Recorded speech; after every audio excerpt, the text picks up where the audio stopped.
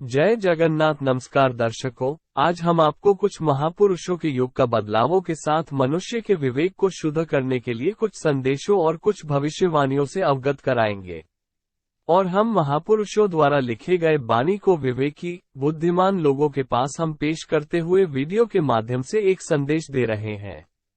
पृथ्वी की सतह पर होने वाली महान बाढ़ की धाराएं काफी हद तक हमारी विरोधाभासी गतिविधियों, विपरीत धर्मी कार्यकलाप का प्रतिबिंब है।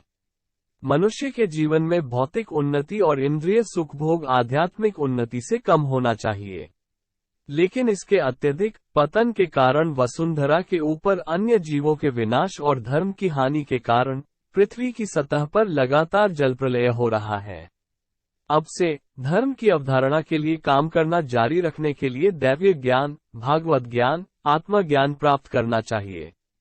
वेदों, शास्त्रों की शिक्षाओं और आज्ञाओं के अनुसार यदि हम पृथ्वी की सतह पर जीवन निर्वाह के लिए कार्य करेंगे, तब पृथ्वी की सतह पर पाप का बोझ धीरे धीरे कम होता जाएगा। साथ ही भीषण बाढ़, प्राकृतिक आपदाएं कम होंगी और हम अपने को बदल भी सकते हैं। पंचमहाभूत के ब्रह्मांड में रहने के लिए एक अदम्य, आध्यात्मिक, सहकारी, उदार हृदय, उत्थान, श्रद्धा, संवेदनशीलता, एकता, कर्तव्यपरायणता, समयानुवर्तित, सहिष्णुता, त्याग, नैतिकतावादी समदृष्टि का वायुमंडल की परिवेश आवश्यक है। युगों युगों तक उन्होंने अंतरिक्ष में स्थित उच्च ब्रह्मांडों के महात्माओं को पृथ्वी के धरातल पर भेजकर और संसार के लोगों को उपदेश और आदेश दिया है, परमात्मा परमेश्वर निर्देश के अनुसार। अगर हम उसके आदेशों का पालन करते हैं और उसकी सलाह पर काम करते हैं, तो प्राकृतिक आपदाएं हमें क्या नुकसान पहुंचा सकती हैं। मालिका ग्रंथों में कलयुग के अंत के दौरान वर्णित घटना के लक्षण अब समाज में काफी हद तक दिखाई दे रहे हैं। जिन महापुरुषों ने घोर कलिकाल का वर्णन करके समय निर्धारित किया है, उन्होंने कलयुग के लोगों से चेतावनी, जागरूकता, सुधार आदि लाने को भी कहा है। महापुरुषों की भविष्यवाणी, मालिका की अंदर की बातें, मालिका का विचार एक अभूतपूर्व गाथा है। धरती की सतह पर जो आपदा होने जा रही है, उसकी दुखद हृदय विदारक आपदा लोगों को असहनीय बना देगी। इसलिए हम सभी को समझना होगा कि समय की आखिरी घंटी बज रहा है। बहुत ज्यादा दिन नहीं, बल्कि कुछ ही दिनों में सारी परीक्षाएं खत्म हो जाएंगी। प्रभु अपने खेल घर को ध्वस्त कर देगा और एक नया खेल घर बनाएगा। मनुष्य अब अधिक से अधिक शक्तिशाली बनना चाहता है, इसलिए वो इसके लिए परमाणु ऊर्जा पर निर्भर कर रहा है। इसके अलावा परमाणु बम जैसे खतरनाक हथियार तैयार करने के लिए भी देशों के बीच कड़ी होड़ मची हुई है। हर देश अपने प्रयोगात्मक विस्फोट कर रहा है। परमाणु रिएक्टर से निकलने वाला तेज विकिरण जीवमंडल के लिए बहुत हानिकारक होता है। परमाणु हथियार बनाने वाले ऐसे देशों के बीच अगर प्रतिस्पर्धा होगी तो धूल और धुएं आदि की मोटी परत धरती के वायुमंडल को ढक लेगी, जिससे सूर्य की किरणें और उसके जरूरी कण धरती को नहीं मिल पाएगा। नतीजतन एक परमाणु शीतलहर आएगी। ये परमाणु शीतलहर जीवमंडल को बहुत नुकसान पहुंचाएगी। पूरी दुनिया की भौतिक विज्ञान आज हमें विनाश के मार्ग पर ले जाती है। भौतिकी के विशेषज्ञों ने यह भी पाया है कि पृथ्वी की सतह से जीवित जीवों का अस्तित्व गायब होने वाला है और आज दुनिया भर के लोग घबरा रहे हैं।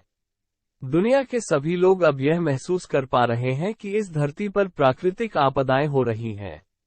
नतीजतन जीवित दुनिया और लोगों के जीवन पर एक भयानक विनाश हो रहा है। अग्नि, जल, वायु में मानो ये पृथ्वी नष्ट हो जाएगी।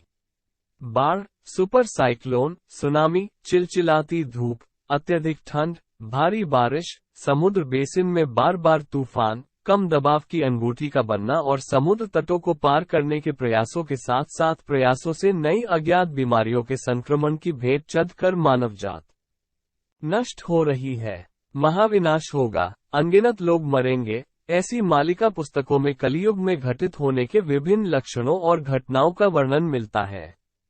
सामूहिक विनाश के वर्तमान नुकसान को देखते हुए भारत और पूर्वी भूमि के भविष्य वक्ताओं ने इस समय को निर्दिष्ट किया है और संकेत दिया है कि युग निश्चित परिवर्तन होगा। उत्पत्तियां, अहंकारी, अन्याय, विचार शून्य, पाखंडी, लंपटी, रिश्वतखोरी, गृहभेदन, कट्टरपंथी नर नारियों का नाश होगा और कलयुग का अंत होगा। सत्य युग का प्रारंभ होगा। अतः सत्य के आने वाले युग के लिए अन्याय, उत्पीड़न, असत्य, शोषण, बलात्कार, लूट खसोट, अमानवीय व्यवहार, परित्याग को त्यागना नितांत आवश्यक है और सत्य, न्याय, धर्म, प्रेम, स्नेह, दया, मोक्ष, त्याग, शांति जैसे ईश्वरीय गुणों को प्राप्त करना होगा और आने वाले युग का बीज बनना होगा और सत्य के युग का निवासी बनना होगा। वर्तमान समय को देखते हुए महापुरुषों ने संसार के लोगों को आगाह किया है कि ईश्वर के नाम पर अनेक आकर अपना परिचय ईश्वर के रूप में देंगे और भ्रम पैदा करेंगे और विश्व के लोगों को युद्ध की भयावहता सुनने को मिलेगी। लेकिन सावधान रहें, चिंतित न हो, यह निश्चित रूप से होगा। भागवत शक्ति, भागवत ज्ञान जन जन की रक्षा करेगा, लेकिन विश्व के लोगों की रक्षा करने की और कई शक्ति नहीं है। व्यक्ति को ऐसे अजेय रथ पर बैठकर चलना चाहिए ताकि वर्तमान पृथ्वी की सतह पर जो महाप्रलय आ रहा है वो उसे कोई हानि न पहुंचा पाएगा। सहनशीलता, धैर्य उस रथ का पहिया सत्य है और अच्छाई ही उसका मजबूत ध्वज है। बल, विवेक, इंद्रिय दमन और परोपकार उस रथ के 4 घोड़े हैं। इन 4 घोड़ों को क्षमा, दया, समानता, रज्जू या रस्सी में इस रथ में जोड़ा गया है। परमात्मा का भजन इस रथ का सारथी है। वैराग्य ढाल है, संतोष ही खज्जा है। दान फरसा है, बुद्धि स्थिर मन है, तिर के अग्रभाग है। मन का वशीकरण अहिंसा नियम यानी धर्म नीति का आचरण है। ये सभी विविध पटाखे हैं। ब्राह्मणों और गुरुओं की पूजा करना अभेद्य कवच या अमोघ रक्षा कवच है। जिस व्यक्ति या व्यक्ति के पास ऐसा धर्मी रथ होता है उसका कोई शत्रु नहीं होता और कोई भी उसे जीत नहीं सकता।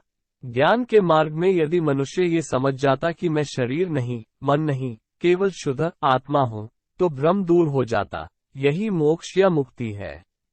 मुक्ति कोई पदार्थ नहीं है, यह मन की एक अवस्था है जिसमें संबंधित जीव परमानंद भगवान को महसूस करते हैं। अब से संतों की आज्ञा से प्रेरित होकर गीता, भागवत का पाठ करना आवश्यक है। इसलिए संसार के लोगों का ठान लेते ही आज से भगवान का नाम और कीर्तन में शरण लेना जरूरी है और सभी खतरों से मुक्त होगा। साथ ही महापुरुषों द्वारा लिखी गई आज्ञाओं का सार्थक भी हो सकता है। आज के लिए हमने आपको इतना ही बताया है कि अगर आप और जानना चाहते हैं तो हमारे चैनल से जुड़े रहें। हम आपको कुछ संक्षेप में जरूर बताएंगे महापुरुषों की कलियुग विषय पर वाणियों के बारे में। अगर इस वीडियो में कोई गलती है तो मैं आपसे अनुरोध करता हूं कि गलती सुधारें और हमें माफ कर दें। जय जगन्नाथ, जय पंचसखा।